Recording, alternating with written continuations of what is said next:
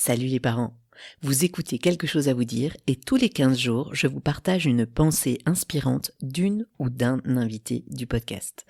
N'hésitez pas à aller écouter l'épisode en entier si cet extrait vous a plu. Bonne écoute. Non, la séparation, c'est pas un échec. C'est parfois vécu comme un échec sur au moment brutal de la séparation, parce que forcément, dans une séparation, on se demande qu'est-ce qu'on a bien pu faire qui mène là, ou plutôt qu'est-ce qu'on n'a pas fait qui fait qu'on en arrive là. Forcément, il y a tout un travail, je peux le dire comme ça, de la culpabilité.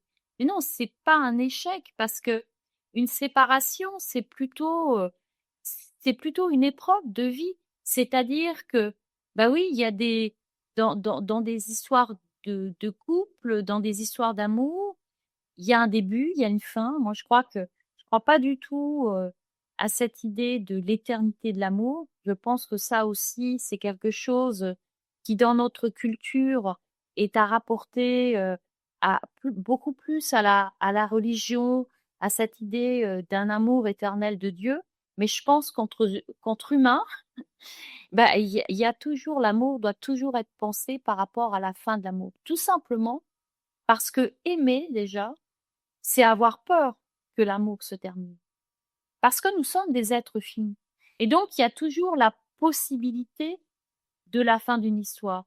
Donc, c'est pas un échec, parce que c'est inscrit quelque part dans l'humanité et dans le fait même que nous sommes des êtres finis.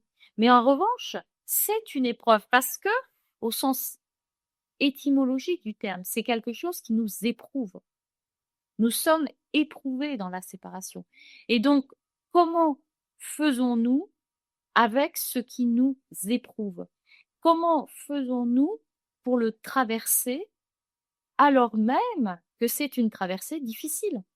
Comment on fait dans une traversée qui est une traversée par gros temps, c'est-à-dire par tempête, sur un voilier en plein milieu de l'Atlantique, alors qu'il y a des vagues énormes et qu'il y a des vents de tous les côtés.